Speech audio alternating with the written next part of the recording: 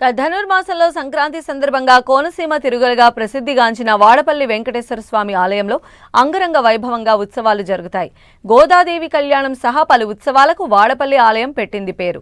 కోనసీమ జిల్లాలో ప్రత్యేకతను సంతరించుకున్న వాడపల్లి వెంకటేశ్వర స్వామిని దర్శించుకునేందుకు భక్తులు పెద్ద ఎత్తున తరలివస్తున్నారు. అక్కడి నుంచి మా ప్రతినిధి బలరాం మరిన్ని విశేషాలు అందిస్తారు.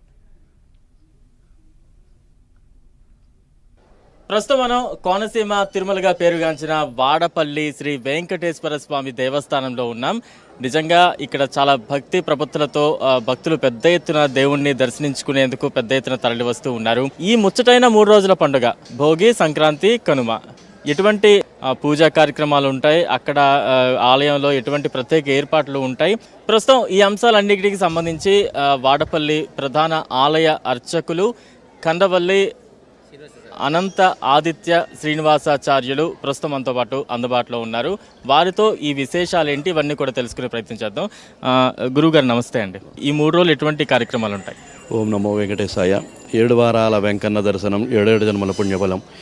స్వామివారి యొక్క సన్నిధానంలో గోదా రంగనాథ కళ్యాణ మహోత్సవం అత్యంత అంగరంగ వైభవోత్సవంగా జరపబడుతుంది. ఈ యొక్క గోదా రంగనాథుని యొక్క కళ్యాణ మహోత్సవంలో పెళ్లి కాని యువకులు గ్రహ దోషాలు, వివిధ కారణాలు, వివిధ జాతకరీత్యా సమస్యల కారణాల వల్ల ఈ యొక్క కళ్యాణం చేయించడం వల్ల తప్పనిసరిగా వివాహం అవుతుంది. ప్రతి ఈ యొక్క విశేషం ఏంటంటే, విశేషంగా ఈ నెల రోజులు కూడా విశేషంగా ఈ వైష్ణవ క్షేత్రాల్లో వచ్చేవాడికి తిరుప్పావై ప్రవచనంతో 30 రోజులు కూడా ప్రవచనం చదివి తదనంతరం రంగనాథుని వివాహం చేసుకుని ఆ రంగనాథునితోటి ఐక్యమవుతుంది ఈ యొక్క ప్రతిథి.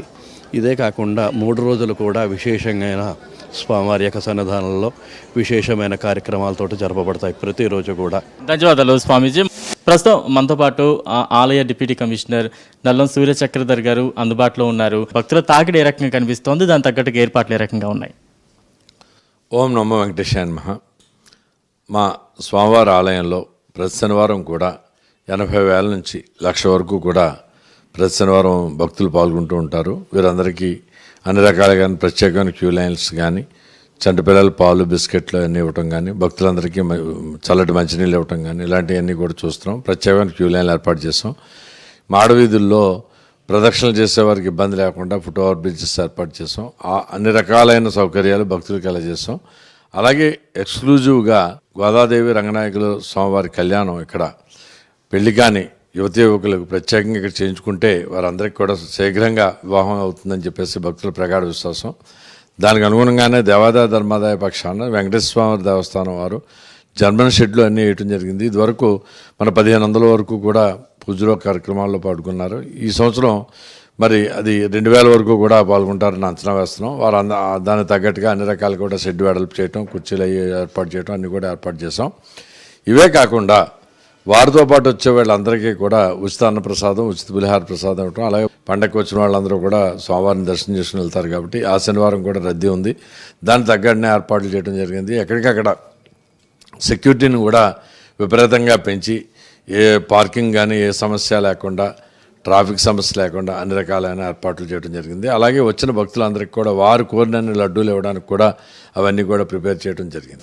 గోదాదేవి కళ్యాణానికి సంబంధించి ఎటువంటి కార్యక్రమాలు నిర్వహిస్తున్నారు, ఇవన్నీ కూడా ఆయన చాలా క్లుప్తంగా చాలా వివరంగా వివరించిన సందర్భాన్ని మనం చూస్తూ ఉన్నాం. కెమెరామ్యాన్ ప్రదీప్తో బలరాం, వాడపల్లి నుంచి.